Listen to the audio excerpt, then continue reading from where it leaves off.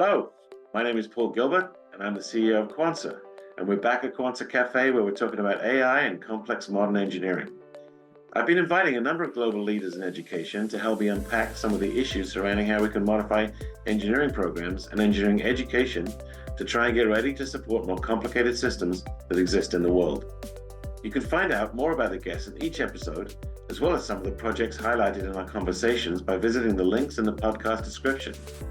If you're listening or want to watch the full podcast with subtitles, visit the Quanser Café on quanser.com. In this episode, we're talking about digital transformation. We'll be exploring how simulations and digital twins are reshaping the way we train engineers to tackle the complex challenges of tomorrow. These technologies are allowing students to engage with the real-world systems in virtual environments, bridging the gap between theory and hands-on practice. We also discuss how academia and industry can collaborate to meet the evolving needs of the engineering world. To help unpack these ideas, I'm delighted to welcome back Professor Paloma Diaz, Professor Euan Lindsey, and Dr. Gerhard Muller. Let's hear first from Paloma, whose research has focused on learning technologies for many years. We caught up to discuss her perspective on using digital twins in the engineering education domain. So I already work on trying to simulate real settings through virtual environments, because I think at the end you are tearing down a lot of barriers like time, space, even collaboration. Is easier to collaborate in digital spaces if there is a physical distance. I think is one of the elements that can really make a change in engineering education. Because one of the problems we have right now is that if we depend on physical labs, this is quite restricted. Basically because you have to have people there, and usually you don't have only the teacher. You need also a lab assistant because there may be security issues that have to be checked. So you need several people into the physical lab. Then not all the students enrolled in the course can be at the same time in the lab. So you need to split the course into many different groups. And again, there is a lot of load for teachers and it's quite complex. And then if, I don't know, if you finally you're a student and you get that your lab will be next Thursday at 9, then you get COVID and you get whatever, and then you don't go. And you miss the opportunity, which is what happened during COVID. We closed everything, and only those computer labs could be replicated because, of course, for programming, you can be everywhere. But for the other labs, was not possible. So I think that having digital twins is key to improve all these kind of problems, to also give much more opportunities to all the students, and to try to, I think it's complementary with the physical lab. Because you can do a lot of work with the digital twin, you can acquire some basic skills, and then you go to the physical lab and you do the real thing you have to do. But I think it's like a complementary way to improve education, especially in engineering, because engineers do things. They need to understand processes, or they need to understand the structure. And having a digital twin to practice that can make that you can learn everywhere, which is basically what our students want. Yeah, because it's interesting from our experience at Quanser, we have seen that universities that use this digital and physical, we call it a hybrid approach, they're able to have the students spend a fair amount of time working with the digital twin so they can develop algorithms, they can understand communication strategies and lots of things which are very important to the engineering design when you're starting to think about how to use AI, for example, those intelligent decision approaches. But when you get to the physical implementation, the real world kicks in and you have physical problems that don't exist in the digital world. So there's a huge amount of learning value there. Is this something which you think you'll be pushing harder at your university and something that you'd recommend to leaders around the world? I really would like, because as I said, I think it's not something that will replace the physical experience, because at the end, you need the physical experience. You need to understand what happens is part of a mechanism that was expected to work in a specific way is suddenly damaged and it doesn't work, or any other thing. But I think it's a very good way to start learning. It's like the first steps, you can do it with the digital twins, and then you can come back to the physical and maybe from the physical to the digital. So I think that as soon as you are able to define the proper methodology to make the most of the digital twin and make the most of the physical lab, is definitely a winning solution, because you have everything of two sides. The good thing is to be able to make the most of each of them, to integrate it in a natural way. So this is a kind of a $1 million question. It's these are great ideas to think about, but implementing them at a university is not easy.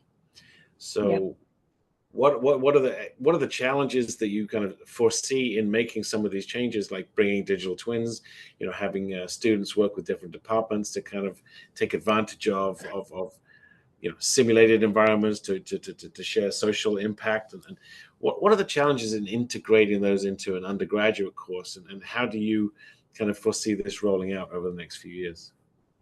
I think the main problem might be the reluctance of teachers to change the model, and also the lack of knowledge about the real benefits this could bring, which is as everything, I think.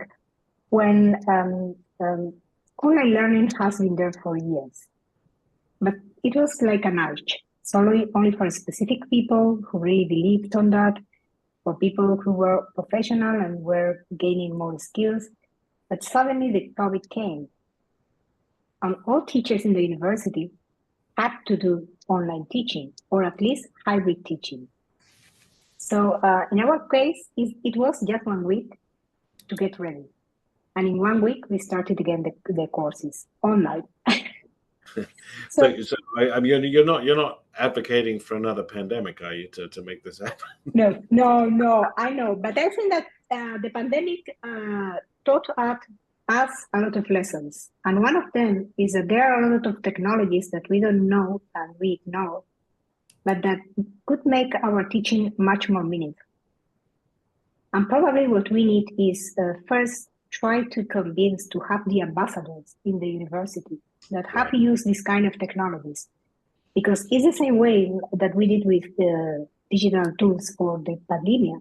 We have ambassadors, people who really knew how to use it, and who were your peers, not people who come from a company and tell you, this is very good, you should use this.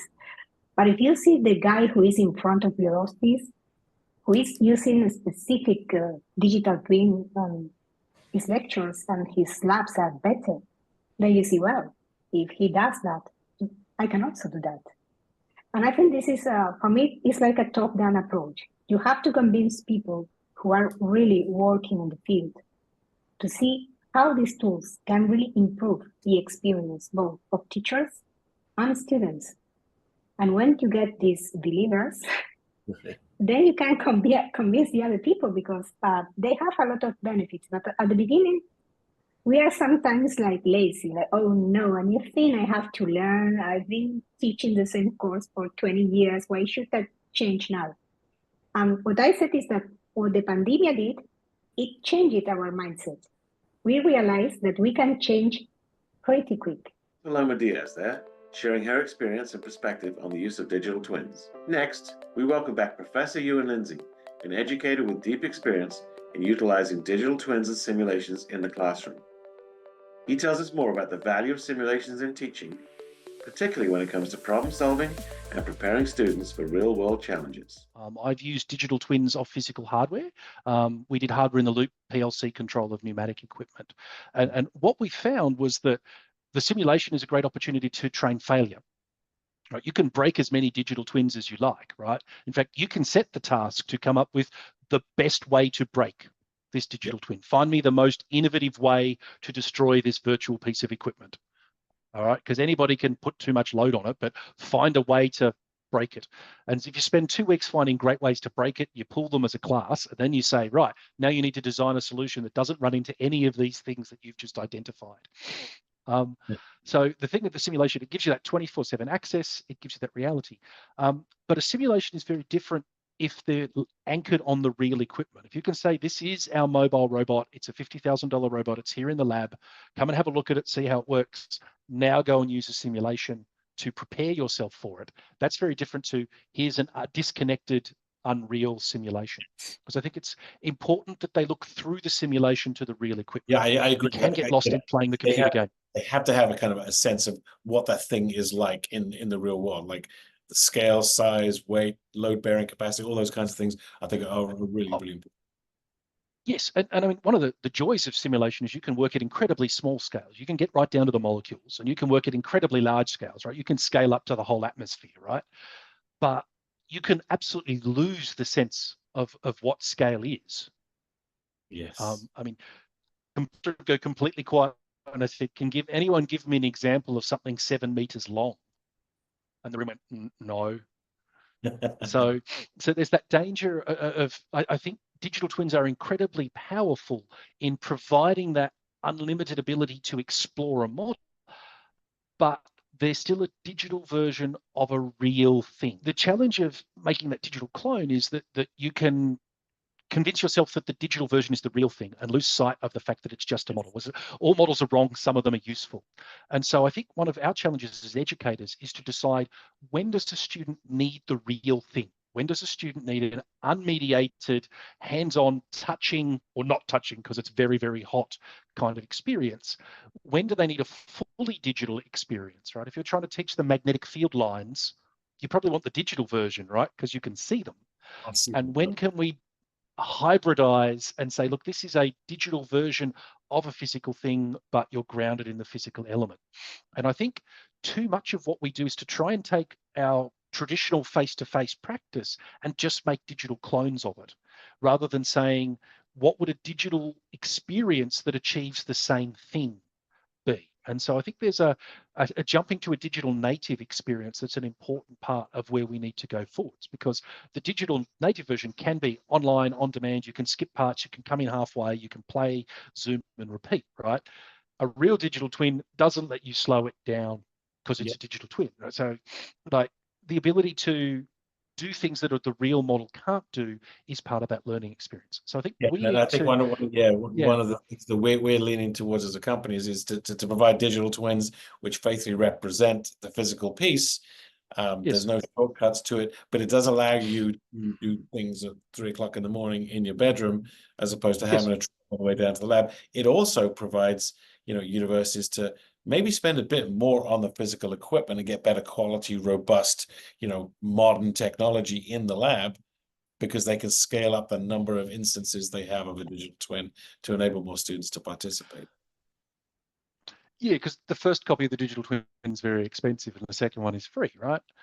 It's that same thing about automated marking. The first automated marking is very, very expensive because you have to train the model. The second one is free. It's just the processor cycles. And so I think understanding, because to go way, way back, my PhD was in remote and virtual lab classes. And so comparing learning outcomes of being in person with the lab. Yeah, that's how we connected in the first place.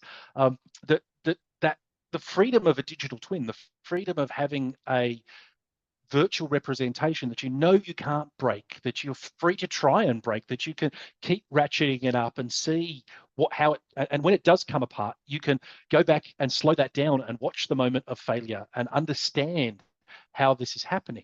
That's incredibly powerful, but that's a very different set of outcomes that students need to learn than understanding that this is a physical piece of kit that can harm you, and this is how you operate it safely. And this is just how heavy this thing is. And this is what the choice of having this equipment in your space, right? This is what it'll be like in the environment. This is an air conditioning unit you want to put in a school classroom. This is what it looks like, smells like, sounds like.